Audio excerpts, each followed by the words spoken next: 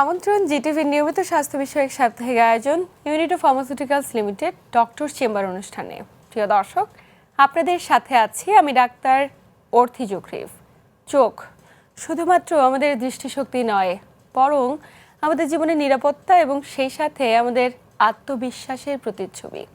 তবে আমাদের দৈনন্দিন জীবনযাত্রায় করা নানা ভুল, নানা অভ্যেস এবং সেই সাথে বয়স কিংবা জন্মগত নানা ত্রুটির কারণে আমাদের চোখে বাসা বাঁধে নানা ধরনের জটিলতা। ঠিক তেমনই একটি জটিলতা চোখের ছানি কিংবা টেওসিস। প্রিয় দর্শক, এই জটিলতাগুলোকে আমরা বেশিরভাগ ক্ষেত্রে খুব সাধারণ জটিলতা ভেবে বা সাধারণ বিষয় ভেবে হামেশাই উড়িয়ে দেই। কিন্তু কোন ক্ষেত্রে এটি সাধারণ এবং কখন এটি আপনার জীবনে বিপদের পূর্বাভাস? দর্শক, আজ আমরা কথা বলবো এই প্রত্যেকটি বিষয় নিয়ে এবং আলোচনা করবার জন্য স্টুডিওতে আমাদের সাথে উপস্থিত রয়েছেন দুইজন স্বনামধন্য বিশেষজ্ঞ চিকিৎসক। উপস্থিত আছেন অধ্যাপক ডাক্তার আনিসুজ্জামান, যিনি consultant phaco surgeon, Bangladesh eye hospital Uttara limited. এবং আমাদের সাথে আরও উপস্থিত আছেন doctor Mukta Rani Mitra, consultant orbit ও oculoplasty, Bangladesh eye hospital Uttara limited. দুজনকেই স্বাগত আমাদের আজকের আয়োজনে। ধন্যবাদ আমন্ত্রণ জানানোর জন্য। খুব চমৎকার এবং প্রাসঙ্গিক বিষয় নিয়ে শুরু করছি আমাদের আজকের আলোচনা। চোখের ছানি তো আমরা প্রত্যেকেই বুঝি, কিন্তু জটিল প্রকৃতির ছানি এটি আসলে কি ধরনের রোগ শুরুতেই জানবো। ছানি এমন একটা রোগ, বয়স হলে সবারই কম বেশি হয়ে থাকে এবং এ বিষয়ে আমরা সবাই অবহিত। কিন্তু এক ধরনের ছানি আছে যেটাকে আমরা বলে থাকি কমপ্লিকেটেড ক্যাটারাক্ট বা জটিল প্রকৃতির ছানি। এই ছানিটা কেন হয় বা এটা কি, কোনটা জটিল প্রকৃতির ছানি বলবো? খুব সহজভাবে বলা যায় যে চোখের যে রোগ, চোখের ভেতরের কোনো রোগের জটিলতা হিসাবে যে ছানিটা হয়ে থাকে এটাকে আমরা বলবো জটিল প্রকৃতির ছানি। যেমন ধরুন, উদাহরণ দিয়ে বলা যায়, যদি চোখের কোনো কারণে পুষ্টির ব্যাঘাত ঘটে তাহলে ছানি পড়ে যেতে পারে। চোখের দেয়ালের যে তিনটি আবরণ থাকে তার মধ্য আবরণ বা ইউভিয়াল ট্র্যাক্টে যদি কোনো ধরনের প্রদাহ বা ইনফ্লামেশন হয়, যেটাকে আমরা ইউভিআইটিস বা আইরাইটিস বা নানা নামে ডেকে থাকি, চোখের মাঝে যদি এই আবরণের প্রদাহ হয় তার থেকে ছানি পড়তে পারে। তারপর যেমন ধরুন, চোখের প্রেশার বেড়ে গিয়ে গ্লকোমা হয়, তার থেকেও ছানি পড়তে পারে। তারপর যেমন ধরুন, যারা দীর্ঘদিন যাবৎ হাই মায়োপিয়া রোগে আক্রান্ত থাকেন তাদেরও কিন্তু দেখা যায় অনেক অল্প বয়সে ছানি পড়ে যেতে পারে। এর বাইরে আরও কিছু রোগ আছে, যেমন ধরুন রেটিনাইটিস পিগমেন্টোসা, জন্মগত একটা রেটিনার রোগ, এটা থেকেও ছানি পড়তে পারে। কখনো কখনো যদি রেটিনার স্থানচ্যুতি হয় এবং তার থেকে পুষ্টির ব্যাঘাত হয়, ভেতরে প্রদাহ হয়, প্রেশারের তারতম্য হয়, তার থেকেও ছানি পড়তে পারে।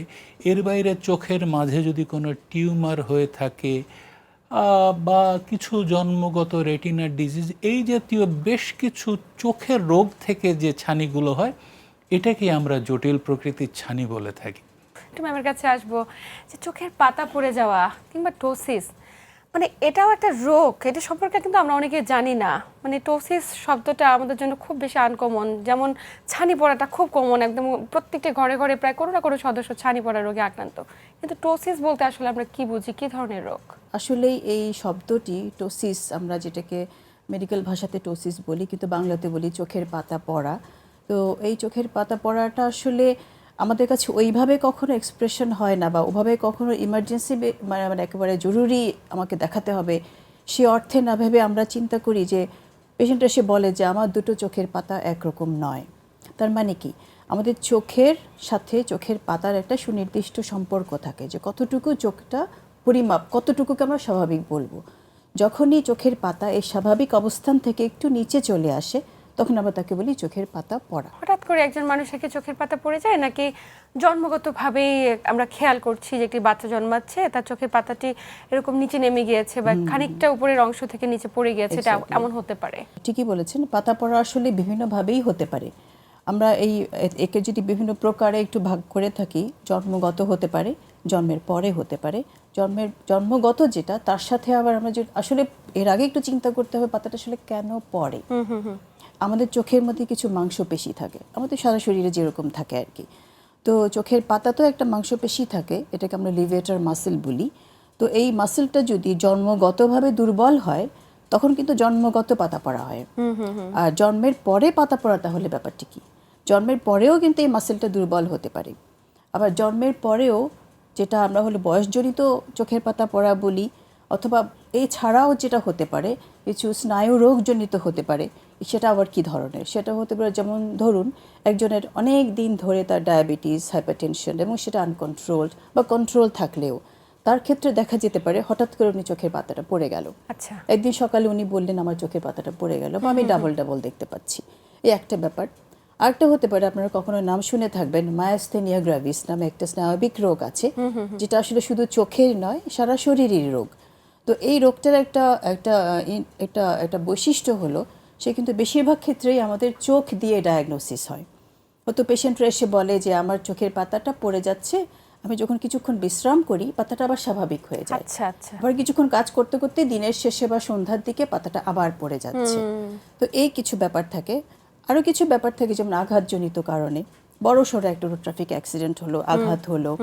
আরও কিছু ব্যাপার থেকে কিছু যেটা আপনি বলছিলেন যে হঠাৎ পাতা পড়া, এই হঠাৎ পাতা পড়া আসলে আমাদের জন্য একটা মানে উদ্বেগজনক, অবশ্যই এটা উদ্বেগজনক হতে পারে। সেটা আমাদের নার্ভাস সিস্টেমের কোনো সমস্যার জন্য, ব্রেনের ভিতরে কোনো টিউমার জনিত কারণে হতে পারে। ইভেন এমনও হতে পারে আমরা যেটা অরবিট বলি, চোখটা যেখানে বসে আছে আমরা চোখের খাঁচা বলি, এই অরবিটের কোনো ডিজিজের জন্য, অরবিটের কোনো রোগের জন্য হতে পারে হঠাৎ করে পাতাটা পড়ে গেল এবং সেটা একটু ব্যথাযুক্ত হলো। আচ্ছা, আবার এমনও হতে পারে আমি যে একটু আগে মাসেলটার কথা বলেছিলাম যেটা পাতা পড়ার জন্য রেসপন্সিবল বা পাতাটাকে তার স্বাভাবিক অবস্থানে রাখার জন্য রেসপন্সিবল, সেই মাসেলের মধ্যে কোনো ইনফেকশন জনিত কারণেও কিন্তু হঠাৎ করে পাতা পড়ে যেতে পারে। স্যারের কাছে আসবো যে মানে আমি জটিল প্রকৃতির ছানিতে আক্রান্ত হয়েছে কিনা, বা আমাদের যারা দর্শক দেখছে তারা এই ছানিতে আক্রান্ত হয়েছে কিনা বোঝার কোনো উপায় রয়েছে কিনা?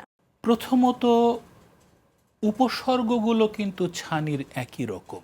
রোগী ঝাপসা দেখবে, কুয়াশাচ্ছন্ন দেখবে, দূরে দেখতে অসুবিধা হবে। আস্তে আস্তে তিনি আবার দেখবেন যে কাছে ভালো দেখতে পাচ্ছেন এবং পরে দেখা যাবে যে এটাও দেখতে পাচ্ছেন না। উল্টো দিকের গাড়ির হেডলাইটে চোখ ধাঁধিয়ে যাবে, আলোর বিচ্ছুরণ ঘটবে। তারপর যেমন ধরুন রং বিবর্ণ লাগবে, সব কিছু কেমন যেন ফ্যাকাশে লাগবে। এগুলো হলো ছানির উপসর্গ। জটিল প্রকৃতির ছানির ক্ষেত্রে কিন্তু উপসর্গগুলো প্রায় একই ধরনের। তারপরও যেমন ধরুন কোনো একজন রোগী ভুগছেন, তার চোখ লাল হয় প্রায়শই, আলোতে গেলে চোখ ব্যথা হয়, দীর্ঘদিন চিকিৎসা নিচ্ছেন, ড্রপ ব্যবহার করছেন এবং তিনি আবিষ্কার করলেন যে আগের মতন আর ভালো দেখছেন না বা ঝাপসা হয়ে যাচ্ছে। বুঝতে হবে যে তিনি ওই যে চোখের প্রদাহজনিত রোগ তার জটিলতা হিসাবে এই ছানিতে ভুগছেন। তারপর যেমন ধরুন একজন -6 বা তার চেয়ে বেশি পাওয়ারে চশমা পরছেন, চশমা দিয়ে ভালোই দেখতেন, হঠাৎ আবিষ্কার করছেন যে আজকাল আর তেমন ভালো দেখছেন না পাওয়ার দিয়ে, এবং কেমন যেন ধূসর ফ্যাকাশে ওরকম দেখছেন। বুঝতে হবে যে সম্ভবত তিনি ছানি রোগে আক্রান্ত। এর বাইরে ধরুন একটা জন্মগত রোগ আছে, এক্ষেত্রে রোগী আপনার গিয়ে সন্ধ্যার দিকে কম দেখতে পায় এবং এমনি সময় ভালোই দেখতে পান, কিন্তু তিনি যদি হঠাৎ আবিষ্কার করেন যে তিনি আগের মতো আর ভালো দেখছেন না, অনেকটাই ঝাপসা হচ্ছে, হয়তো তিনি জটিল প্রকৃতির ছানিতে ভুগছেন। এরকম আরো বেশ কিছু কারণে এটা হতে পারে। তার মানে নানাবিধ কারণেই একজন ব্যক্তির জটিল প্রকৃতির ছানি হতে পারে, এবং অবশ্যই যদি চোখের দৃষ্টিশক্তিজনিত কোনো ত্রুটি থাকে আমাদের জীবনে তাহলে অবশ্যই অবহেলা না করে চিকিৎসকের কাছে যাওয়া জরুরি। এবং কোন ক্ষেত্রে চিকিৎসকের কাছে যাব, সেক্ষেত্রে করণীয় বিষয়গুলো কি রয়েছে, কখন অপারেশন করা জরুরি, অপারেশন পরবর্তী যে আমাদের জীবনের নিয়ম নীতি, প্রত্যেকটি বিষয় নিয়ে আমরা আলোচনা করব। তবে সময় হচ্ছে একটি ছোট্ট বিরতি নেবার। প্রিয় দর্শক, unit of pharmaceuticals limited doctor chamber অনুষ্ঠান থেকে নিচ্ছি ছোট্ট একটি বিরতি, সাথেই থাকুন।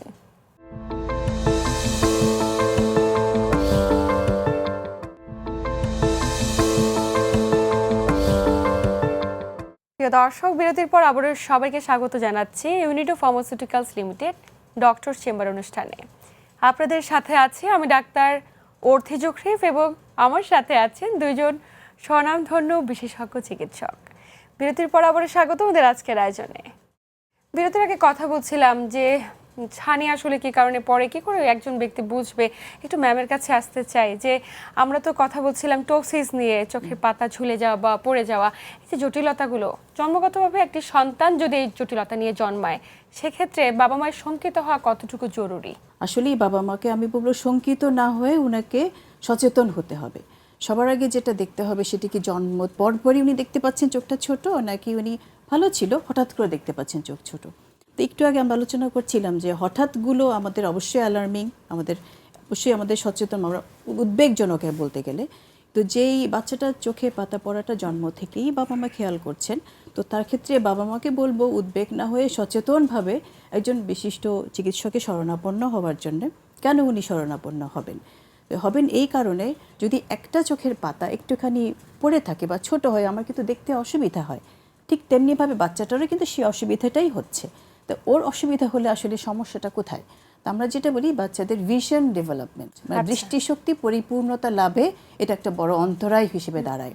তো দেখা গেল এই পাতাটি তার স্বাভাবিক অবস্থানে না থাকার জন্যে তার মধ্যে একটা রিফ্রেক্টিভ এরর, আমরা যদি মেডিকেল টার্মে বলি আর বাংলাতে বলি, তার চশমাজনিত কিছু ব্যাপার চলে আসে। সেটা পাতাটার অস্বাভাবিক অবস্থানের জন্য হতে পারে, অথবা তার সাথে মানে সমসাময়িক একসাথেও হতে পারে যে জন্মগত একটা ত্রুটি তার মধ্যে রয়ে গেছে। তো বাবা মাকে বলবো যে আতঙ্কিত না হয়ে সচেতন হন এবং চিকিৎসকের কাছে দ্রুত যান, গিয়ে তার ভিশনটি চেক আপ করুন। একটি বিষয় আনবো এই ক্ষেত্রে, একটি ছোট বাচ্চা, মানে একদম ছোট বাচ্চাদের তো অনেক ক্ষেত্রে বোঝা যায় না যে পাতাটি পড়ে গিয়েছে কিনা বা এই রোগে আক্রান্ত কিনা, মানে আসলে কোন বয়স থেকে একজন অভিভাবক বুঝে উঠতে পারে বা দেখে বা বাহ্যিকভাবে দেখে বোঝার উপায় রয়েছে কোন বয়স থেকে আপনি মনে করছেন? এটা আসলে একদম ছোট বাচ্চারা যখন থাকে তারা তো আসলে 24 ঘন্টার মধ্যে আমরা যেটা বলি 23 ঘন্টায় তারা ঘুমিয়েই থাকে। তো বাবা মা হচ্ছে সবচেয়ে ভালো একজন, আমি বলবো ডায়াগনোসিস করতে পারেন উনি যখন দেখেন যে যেই বয়সে একটা বাচ্চাটা চোখটাকে খোলার কথা, সেই বয়সে বাচ্চাটা চোখটা খুলছে না, অথবা সেটা হলো দুই চোখের ক্ষেত্রে যদি দেখা যায় যে একটা বাচ্চা একটা চোখ তার স্বাভাবিকভাবে খুলে যাচ্ছে কিন্তু আরেকটা চোখটা সেইভাবে খুলছে না, আচ্ছা, তখনই বাবা মাকে চিন্তা করতে হবে হয়তো এটা কোনো স্বাভাবিক অবস্থা নয়। স্যারের কাছে আসতে চাই একটা খুব চমৎকার বিষয় নিয়ে, যে আমরা প্রায় হরহামেশাই এই বিষয়গুলো কমপ্লেন শুনে থাকি যে আমার চোখে ক্যাটারেক্ট হয়েছে বা চোখে ছানি পড়েছে, কিন্তু এটার কারণে বারবার চশমার যে পাওয়ার এটাকে পরিবর্তন করতে হচ্ছে। এই চশমার পাওয়ারটা আসলে কি কারণে পরিবর্তন করতে হয় জানতে চাই। ছানি চোখের মাঝে যে লেন্সটা থাকে তার পরিবর্তন। এখন ধরুন যদি লেন্সের কেন্দ্রে নিউক্লিয়াসে যদি শক্ত হতে থাকে, একটা ইন্টারেস্টিং ব্যাপার হচ্ছে যে চোখের মাঝের লেন্সটা কিন্তু মৃত্যুর আগ মুহূর্ত পর্যন্ত এটা বর্ধনশীল একমাত্র অঙ্গ। আচ্ছা, এখন স্ট্রাকচার তো যখন দেখা যায় যে কেন্দ্রে ছানি পড়ছে, অর্থাৎ কিনা কেন্দ্র শক্ত হচ্ছে, তখন কিন্তু লেন্সটা অতটা ঘোলা হয় না, কিন্তু এক ধরনের মাইনাস পাওয়ার বাড়াতে থাকলে রোগী দেখতে পায়। রোগী দূরে দেখতে অসুবিধা হয়, মাইনাস পাওয়ার দিলে দূরে দেখতে পায়। আবার রোগী তখন কাছে চশমা ছাড়াই দেখতে পান এই লেন্স শক্ত হয়ে যাওয়ার কারণে। এবং স্বাভাবিকভাবেই এক্ষেত্রে রোগীর মনে একটা ধারণা জন্মায় যে আগে তো 40 বছর পরবর্তী সময় আমাকে চশমা দিয়ে দেখতে হতো, এখন তো আমি চশমা ছাড়াই দেখতে পাচ্ছি। এবং সে বিভ্রান্ত হয় যে সম্ভবত তার চোখটা আরও ভালো হচ্ছে। কিন্তু একজন সুস্থ লোক যিনি 40 বছর পরবর্তী বয়সে চশমা দিয়ে দেখতেন এবং এখন তিনি আবিষ্কার করছেন যে তার দূরে দেখতে অসুবিধা হয় কিন্তু কাছে দেখতে পাচ্ছেন, ধরে রাখতে পারেন তিনি ছানি রোগে আক্রান্ত। এর বাইরে 40 বছর পরবর্তী কাছে দেখার জন্য এক ধরনের প্লাস পাওয়ার লাগে, আমরা জানি, যেটাকে আমরা প্রেসবায়োপিয়া বলে থাকি। এরপরে যদি দেখে যে রোগী ধূসর দেখছেন এবং দূরে প্লাস পাওয়ার এবং কাছে প্লাস পাওয়ার বাড়িয়ে দিলে ভালো দেখছেন, ধরে রাখতে পারেন যে তিনি কর্টিক্যাল ক্যাটারাক্ট, অর্থাৎ নিউক্লিয়াসের চারিপার্শ্বে এক ধরনের ছানিতে আক্রান্ত। তো আপনি আগে ভালো দেখতেন, এখন ধূসর দেখছেন, প্লাস পাওয়ার বাড়িয়ে দিয়ে দেখা লাগছে।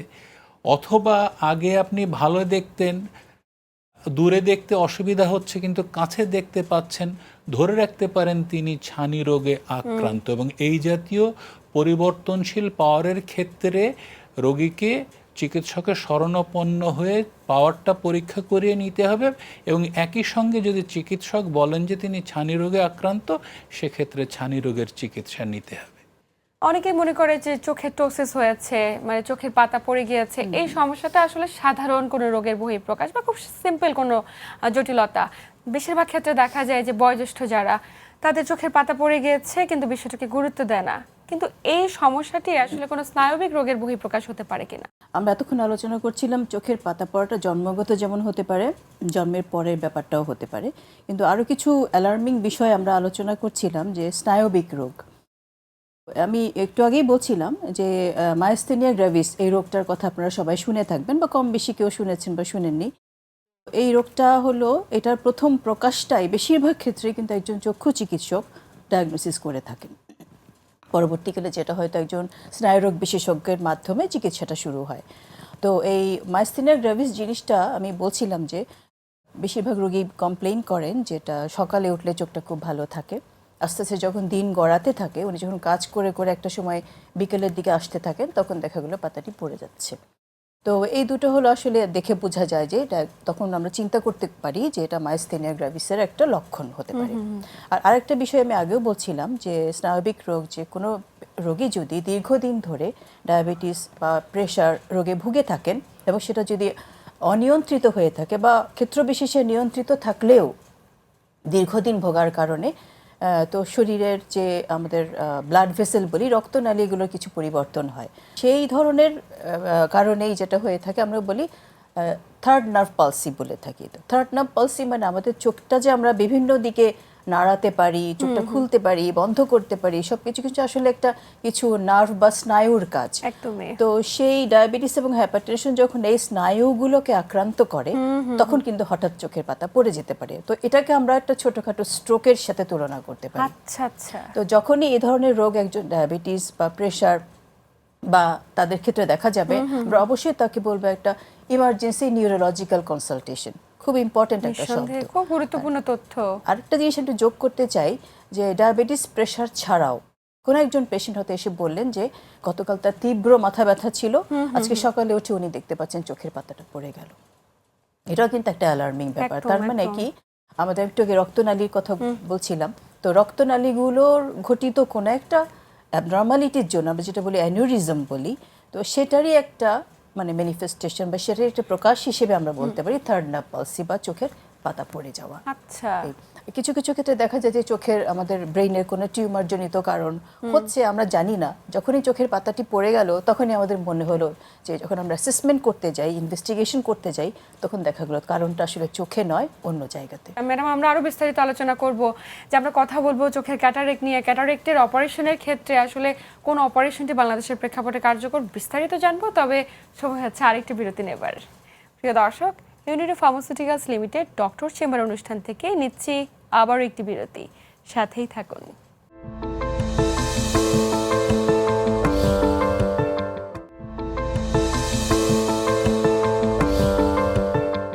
প্রিয় দর্শক, বিরতির পর আবারও সবাইকে স্বাগত জানাচ্ছি Unito pharmaceuticals limited doctor chamber অনুষ্ঠানে।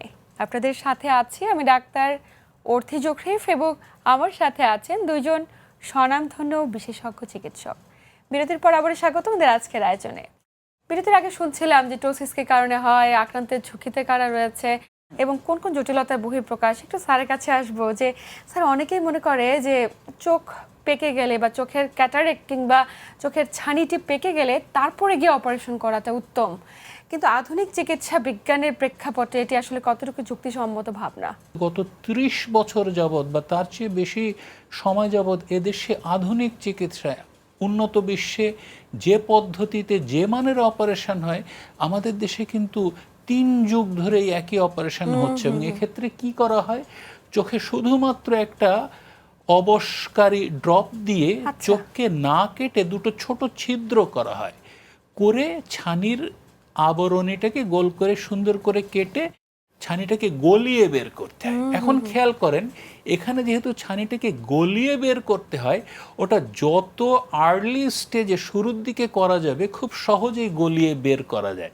তো সুতরাং আমাদেরকে ছানি পড়লে চিকিৎসক পরামর্শ দিলে এবং আমি যদি বুঝতে পারি যে হ্যাঁ আসলেই আমি ঝাপসা দেখছি এবং ছানি পড়েছে, সেক্ষেত্রে আর অপেক্ষা করা কোনো অবস্থায় বাস্তবসম্মত বা বুদ্ধিমানের কাজ বিজ্ঞানসম্মত নয়। নয়। এই ছানি যদি অপেক্ষা করতে থাকা হয়, শক্ত হওয়ার পরে কিন্তু এটা পাকতে শুরু করে, যে শব্দটা আপনি উচ্চারণ করেছিলেন একটু আগে, অর্থাৎ কি না অধিক পরিপক্ক হয়ে গেলে পারে ছানি তখন গলা শুরু করে এবং তখন চোখের ভেতরে যে অভ্যন্তরীণ যে পানির যে চলাচল করে চোখের প্রেশারটা মেনটেন করা, এটা আর থাকে না এবং প্রেশার অনেক বেড়ে যায় এবং চোখে তীব্র ব্যথা হয়, জরুরি ভিত্তিতে অপারেশন করতে হয়, কিন্তু দৃষ্টিশক্তি আর ভালো আসে না, রেটিনা ক্ষতিগ্রস্ত হয়ে যায়, অপটিক স্নায়ু ক্ষতিগ্রস্ত হয়ে যায়। সুতরাং আবারও বলছি, ছানি পাকা বা ছানি শক্ত হওয়া পর্যন্ত অপেক্ষা করাটা কোনোভাবেই যুক্তিযুক্ত নয়, বরঞ্চ বিপজ্জনক। ম্যাম, একটি বিষয় আপনার কাছে জানতে চাইবো যে টোসিস হয়েছে একজন ব্যক্তির বা একটি শিশুর বা একজন প্রাপ্তবয়স্ক ব্যক্তির, তার ক্ষেত্রে কি সার্জারি একমাত্র সমাধান নাকি ওষুধের মাধ্যমে রিকভারি করা সম্ভব? ধন্যবাদ, খুব ইম্পর্টেন্ট প্রশ্নের জন্য। আমি আগেই বলছিলাম যে টোসিস কেন হয়েছে আমাদেরকে কারণটা খুঁজে বের করতে হবে। তো কারণটা খুঁজে বের করার পরে সবার আগে হচ্ছে কারণের চিকিৎসা। যদি কোনো কারণ খুঁজে না পাওয়া যায়, সেটা হতে পারে জন্মগত কোনো কারণ নেই, অথবা জন্মের পরে বয়স্কদের জন্য যেটা একটু আগে বলছিলেন কন্টাক্ট লেন্স ঘটিত। তো আর বাকি সব ক্ষেত্রে কিন্তু সার্জারি হচ্ছে এটা চিকিৎসা পদ্ধতি, মানে কসমেটিক সার্জারি। তো কসমেটিক সার্জারির পরবর্তী সময়ে যারা টোসিসে আক্রান্ত, তারা কি জীবনযাপন পদ্ধতিতে কোনো পরিবর্তন আনবে নাকি সারা জীবন চোখটাকে নিয়মিত ফলো আপের মধ্যে রাখবে বা কোনো চশমা ব্যবহারের পরামর্শ থাকে? ধন্যবাদ আরেকটি ইম্পর্টেন্ট প্রশ্নের জন্য। আমি মনে করি ফলো আপ যে কোনো রোগের চিকিৎসার ক্ষেত্রেই, সেটা অপারেশন হোক আর ওষুধের মাধ্যমে হোক, ফলো আপ একটা ইম্পর্টেন্ট ইস্যু। তো টোসিস রোগীদের ক্ষেত্রে যেটা ফলো আপ আরও ইম্পর্টেন্ট কেন, যেহেতু এতদিন চোখের পাতাটা পড়া ছিল, আমরা এটাকে উঠিয়ে স্বাভাবিক অবস্থানে এনেছি, তখন যেটা হতে পারে তার একটু শুষ্কতার প্রবণতা হতে পারে। তো যদি নিয়মিত ফলো আপ না করা হয়, তো আমরা যেটা বলি এক্সপোজার কেরাটোপ্যাথি বলে একটা শব্দ আছে, চোখের পাতা পরিপূর্ণভাবে বন্ধ হয়তো কিছুদিন হবে না, আস্তে আস্তে নর্মালের দিকে যাবে, তখন সেক্ষেত্রে তার যে কমপ্লিকেশনগুলো যাতে না হয় সেজন্য কিন্তু একটু ফলো আপ খুব জরুরি, যেটা অন্য সব রোগের ক্ষেত্রেই একই কথা প্রযোজ্য। নিঃসন্দেহে আমরা কখনো চাই না কোনো ব্যক্তির চোখে ছানি পড়ুক কিংবা কোনো ব্যক্তি কখনো টোসিসের মতো জটিলতম রোগে আক্রান্ত হোক, যেটা শুধুমাত্র বহিঃপ্রকাশ হিসেবে আমরা দেখছি এবং ভিতরে অনেক অনেক জটিল রোগের সমষ্টি। ম্যাম, একদম শেষ প্রান্তে চলে এসেছি। একদম শেষ প্রান্তে ছোট করে আপনার কাছে জানবো যে আমাদের চোখকে সুস্থ রাখার জন্য দর্শকদের উদ্দেশ্যে বিশেষ কোনো পরামর্শ থাকবে কিনা? ধন্যবাদ। তো যেটা চোখের যত্নে যেটা বলবো, আপনার শিশুকে অবশ্যই তার স্ক্রিন ব্যবহার থেকে বিরত রাখুন, শিশুকে অবশ্যই বাইরে খেলাধুলার ব্যাপারে উৎসাহিত করুন। আর আরেকটি ইম্পর্টেন্ট কথা, যে আমাদের যে কর্মক্ষেত্রে চোখের নিরাপত্তা বজায় রাখতে হবে, ইম্পর্টেন্ট কথা। আরেকটি কথা না বললেই না, সেটি হচ্ছে যে অবশ্যই আপনার বাচ্চাটিকে স্কুলে ভর্তির পূর্বে সম্ভব হলে অন্তত একবার চোখটা পরীক্ষা করিয়ে নেবেন। নিঃসন্দেহে স্যার, আপনি কিছু যোগ করতে চান কিনা? অবশ্যই দর্শকদের প্রতি পরামর্শ, চোখ লাল হয়েছে বা একটু অসুবিধা হচ্ছে, ফার্মেসি থেকে ওষুধ কিনে দয়া করে ব্যবহার করবেন না, বা ফার্মেসি থেকে দেয়া ওষুধ ব্যবহার করবেন না, তাতে স্টেরয়েড থাকে, চোখের প্রেশার বেড়ে যেতে পারে, গ্লকোমা হতে পারে। আপনার যদি বয়স 40 হয়ে থাকে অথবা পরিবারে যদি গ্লকোমার ইতিহাস থাকে, অবশ্যই চোখের প্রেশার সম্পর্কে জানবেন, বছরে একবার চোখ পরীক্ষা করাবেন এবং গ্লকোমা আছে কিনা এটা জেনে নেবেন। আর যারা ডায়াবেটিস রোগে আক্রান্ত, তাদের ক্ষেত্রে পরামর্শ অবশ্যই শক্ত হাতে ডায়াবেটিস নিয়ন্ত্রণ করবেন এবং আপনার চিকিৎসকের সঙ্গে একটা নিবিড় যোগাযোগ রাখবেন, আপনার রেটিনা সুস্থ আছে কিনা, আপনার এই জাতীয় আর কোনো অসুবিধা হচ্ছে কিনা সেটা জেনে নেবেন। ধন্যবাদ। আপনাদের দুজনকে আন্তরিক ধন্যবাদ গুরুত্বপূর্ণ তথ্য এবং পরামর্শের মাধ্যমে দর্শকদের উপকৃত করবার জন্য। আপনাকেও ধন্যবাদ। আপনাকেও ধন্যবাদ। প্রিয় দর্শক, এই ছিল আমাদের আজকের আয়োজন। আসুন, আমাদের ঘরের সন্তানটি সুরক্ষিত রয়েছে কিনা, তার চোখটি একদম সুন্দর কিংবা সুচ্ছ দৃষ্টিশক্তি সম্পূর্ণভাবে গড়ে উঠছে কিনা, সে বিষয়টি খেয়াল রাখার জন্য অবশ্যই একজন অভিভাবক হিসেবে সচেতন হই। সেই সাথে আমাদের যারা বয়োজ্যেষ্ঠ ব্যক্তি রয়েছে, তারা দৃষ্টিশক্তিজনিত কোনো ত্রুটিতে ভুগছে কিনা, বিষয়টি অবশ্যই একজন পরিবারের সদস্য হিসেবে সূক্ষ্মভাবে চিন্তা করি। এতক্ষণ সাথে থাকার জন্য সবাইকে ধন্যবাদ। সবাই ভালো থাকুন, সুস্থ থাকুন এবং জিটিভির সাথেই থাকুন।